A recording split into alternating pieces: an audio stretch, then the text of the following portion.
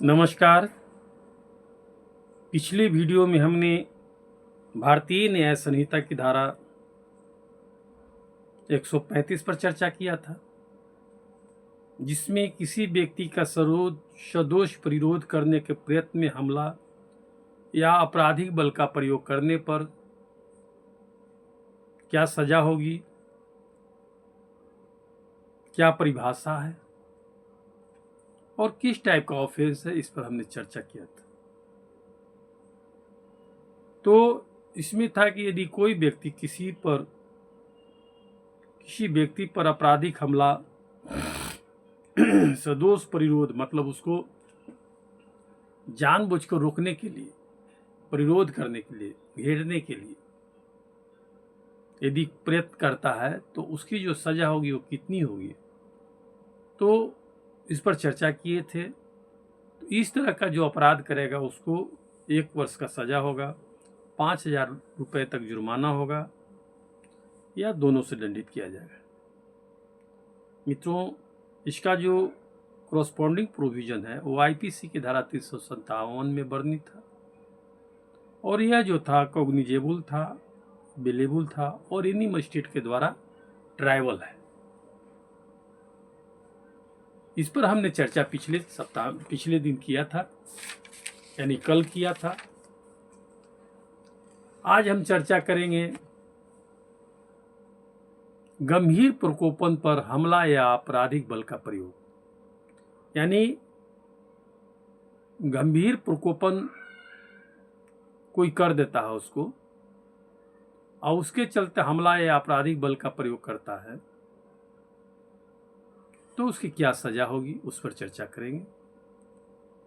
तो भारतीय न्याय संहिता की धारा 136 कहता है कि जो कोई किसी व्यक्ति पर हमला या आपराधिक बल का प्रयोग उस व्यक्ति द्वारा दिए गए गंभीर और अचानक प्रकोपन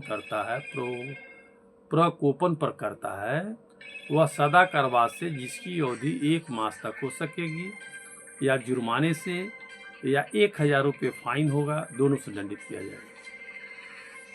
यानी जो व्यक्ति आपको इस तरह का अपराध करेगा, यानी किसी को प्रकोपन पर, यानी कोई उसको उस्का देता है गंभीर रूप से और उसके चलते उसको पर हमला कर देता है, तो वह सजवार होगा और उसकी अवधि जो होगी 1 मास तक की हो सकेगी या 1,000 रुपये तक होगा, दोनों से दंडित किया जाएगा। और इसमें स्पष्टीकरण एक है कि यह धारा उसी स्पष्टीकरण के अधीन है जिसके अधीन धारा 131 में है। यानी जो स्पष्टीकरण धारा 131 में दिया गया है वही धारा इसमें भी होगा। यानी भारतीय न्याय संहिता की धारा 131 क्या कहता है? वो कहता है कि जो कोई किसी व्यक्ति पर हमला या आपराधिक बल का प्रयोग उस व्यक्ति द्वारा गंभीर और अचानक प्रकोपन दिए जाने पर करने से अन्यथा करता है, वह दोनों भांति के कारावास से जिसकी अवधि 3 मास तक हो सकेगी या जुर्माने से जो 1,000 रुपये हो सकेगी या दोनों से दंडित किया जाएगा। उसके ही तरह ये भी काउंट होगा, उसके ही अधीन धारा के अनुसार जो 131 स्पष्टीकरण, जो स्पष्टीकरण दिया गया है, जो इसमें 131 में जो सब क्लाउज नीचे स्पष्टीकरण के रूप में दिया गया है कि किस रूप में उसका अपराध का गिनती होगा, किस टाइप का रहेगा तो क्या होगा, उसके ही तरह इसका भी होगा। और मित्रों, यह जो अपराध है वो आपको पहले भारतीय न्याय संहिता के पहले आईपीसी की धारा 358 में वर्णित था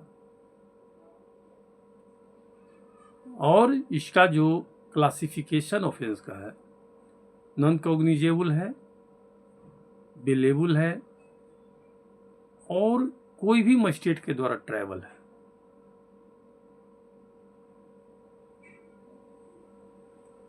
और यह जो है आपको बता दें खास चीज कि यह कंपाउंडेबल ऑफेंस है, यानी जो असल्ट हुआ है या जिनको क्रिमिनल फोर्स का यूज हुआ है, जिसको हमला किया गया है, असल्ट किया गया है, वो चाहे तो इसमें समझौता कर सकता है।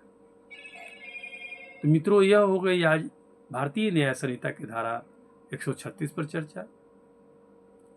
इसके बाद हम अगले एपिसोड में चर्चा करेंगे व्यापहरण, अपहरण, दासत्व और बाल श्रम के विषय में, जो आपको भारतीय न्याय संहिता की धारा 137 से लेकर लगातार आपको चल जाता है 146 तक, यानी 137 से लेकर 146 तक जो भी धाराएं हैं उसमें आपको व्यापहरण, अपहरण, दासत्व और बाल श्रम के विषय में बताया गया है। उस पर हम सेक्शन बाई एक एक सेक्शन कर करके छोटे छोटे वीडियो के रूप में चर्चा करेंगे, जिससे आपको पढ़ने में समझने में सुविधा होगा।